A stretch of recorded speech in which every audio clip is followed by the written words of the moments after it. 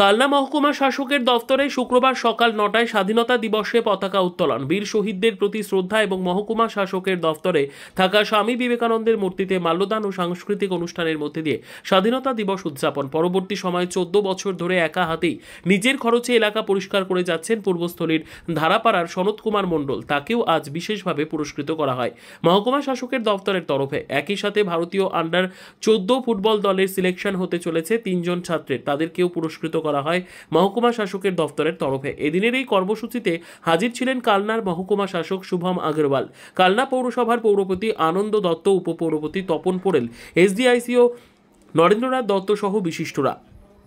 রীতা ভট্টাচার্যের রিপোর্ট, সুন্দর বাংলা নিউজ। আজকে আমাদের 89টা স্বাধীনতা দিবস এখানে পালন হলো মহকুমা প্রশাসন। প্রত্যেক বছরই আমরা এখানে করি। আজকে আমরা এখানে চেয়ারম্যান, ভাইস চেয়ারম্যান, আমাদের ডেপুটি ম্যাজিস্ট্রেট অনেকজনকে পেয়েছি। একটা স্কুল থেকেও বাচ্চারা এসেছিল।